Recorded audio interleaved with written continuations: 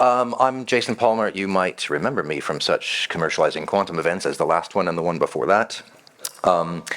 This session very much pointed at the policymakers, the government types in the audience, but also the people in the room who might have the ear of their local policymakers and government types, specifically on what governments can do to support quantum. And so to talk us through that, I'm joined down the line on Zoom by Naftali Bennett, former Prime Minister of Israel, a tech entrepreneur in his own right, and now board member of Quantum Source. Mr. Bennett, welcome. Thank you very much for joining us.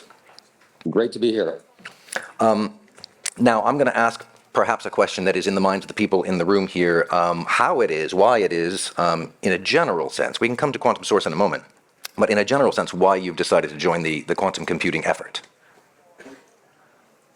Well, as former Prime Minister and the former Defense Minister of Israel, I was looking for profound technologies that'll make a dramatic change in the world.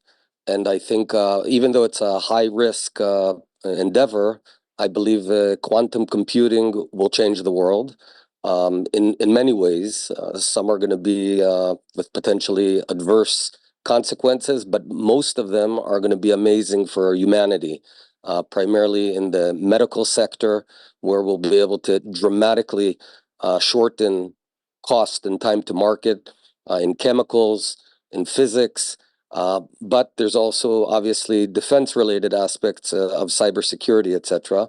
And I fell in love with the team at Quantum Source because I think it's Israel's smartest group. So when you put those brains together with the dramatic potential of changing the world, that's the sort of stuff I like. Understood, but there has to be more to it than just you liked the team. I mean, why Quantum Source in particular, and I guess also why now? This has been a technology with great promise for some time. It will continue to be a technology that has not yet reached its potential for some time. Why now, and why specifically Quantum Source? Well, I first made a decision that I'm going to enter the quantum computing arena, and I looked at dozens of companies. The first thing I did was I narrowed it down to photonic-based quantum computing for the reason that I believe that if we want to reach large-scale fault-tolerant computing, and I'm talking about not tens or hundreds of qubits, but millions of qubits, it will have to be down the photonic approach. Basically, the photonic approach is harder up front, but when you want to scale to very large scale, if you break the initial barrier, the scaling later on is much easier than the physical approach. And then I just proactively looked at a bunch of companies, and Quantum Source specifically has found a method that will allow large-scale quantum computing without the need for huge data centers at the scale of football fields. Okay, so we won't need all those cooling systems. Still, there's some significant R&D risk ahead of us, but we've cracked many of the barriers, and so it's looking promising. Fair enough. And you hinted at the sort of near-term goals are harder when you go in with photonics. In a more general sense, thinking about the milestones that are coming, I guess they do depend somewhat on the technology you pursue. But in the most general sense, what milestones do you see ahead for quantum computing, and what governments should be doing to prepare for that in a sort of defensive, preemptive way? Well, I'll tell you lessons learned from governmental R&D programs. Just as a way of background, Israel has the highest R&D per capita in the world. We're at 5.5% GDP, where we've got Korea and America behind us significantly. But we've also made tremendous amount of mistakes on the way, and I want to share sort of there's two strategies. Both are legit, and there's also lessons learned. The two strategies that we've applied throughout the years, one is the let 1,000 flowers bloom, which basically says the government is not good at doing anything, which is pretty true. Governments are not good at doing stuff. That's not what they're. The private sector is much better. And then you basically You don't make bets on any particular technology or company.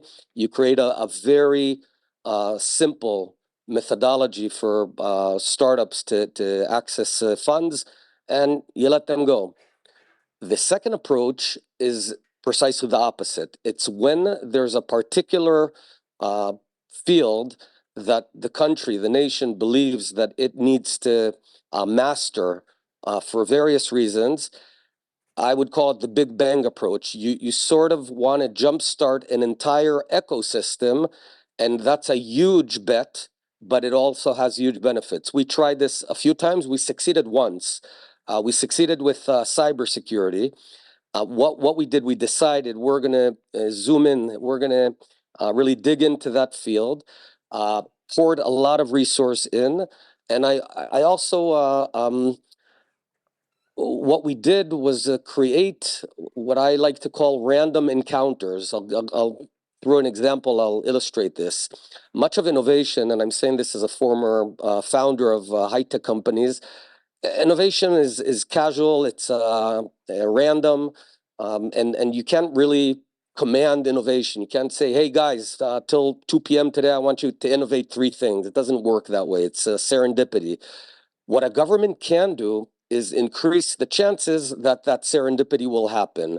And it's primarily by connecting people from different fields. So in cybersecurity, as way of example, we created a park, science park, a technology park, and we brought in private sector startups, military folks, academia was next to the Ben Gurion University, and VCs. And I call it the casual lunch, where you have a 21-year-old officer in intelligence unit. She's sitting down with a professor and associate VC. Good things happen at lunch. And that's how the best inventions happen. Particularly in cybersecurity, it did succeed. And Israel is about 50% of the entire market is from Israeli companies. But we've also failed on this. In terms of lessons learned, I'll just share with you, I guess, big mistakes. What governments need to not do is think that they can mentor or help develop companies. Governments do not know how to do it because the best people in the country don't usually go to the public sector, they go to private sector. So the best approach is to get out of the way. And I call it radical generosity. The idea is, if the government wants this sort of thing to bloom, to succeed, just give them money and get out of the way. In simple terms, don't have strings attached. Don't put in IP restrictions. Don't limit publications. Make it easy, and know that in many cases the money will not return. Don't share the upside. Don't ask for equity in the company.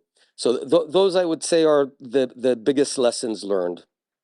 Okay, the what governments shouldn't do part seems relatively clear here, and there's a little bit of tension, I guess, between the thousand flowers approach and the Big Bang approach that you described. But when you have a big tech, a promising tech you want to bet on, it's got to be more than just access to funds or throwing the funds at the problem and setting up like mixer lunches for clever people. There's got to be more to it. Give the audience here some pointers on things like, I don't know, centers of excellence, right, is one thing, I suppose, but like no one country can do it alone, right? There's an international element of kind of all of this. What are your views in concrete terms on policies outside of getting people together and footing the bill for lunch? Well, you want to map out the entire ecosystem, which starts in deep science, deep research, and academia.